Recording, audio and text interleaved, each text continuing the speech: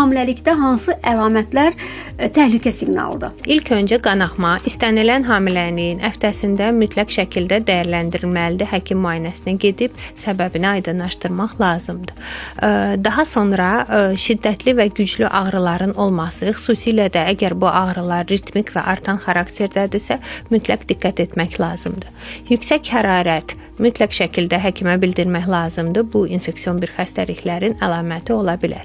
Eləcə də yüksək təzyiq istənilən hamiləlik həftəsində bir SOS siqnalı olmalıdır və mütləq tədbir görülməli, səbəbi də aydınlaşdırılmalıdır. Eləcə də qəfil əmələ gələn əllərdə, ayaqlarda ödemlər, görmə pozuntusu, şiddətli baş ağrıları, bunlar da hamiləlik zəhərlənməsi kimi bildiyimiz preeklamsiyanın əlamətləri ola bilər.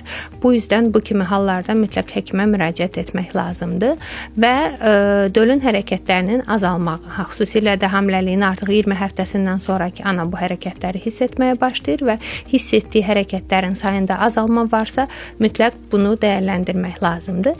Eləcə də, məsələn, döl yanı mayının axması kimi şübhələndiyimiz vaginal ifrazatın axmağı və yaxud da suyun axmağını da diqqət etmək mütləqdir.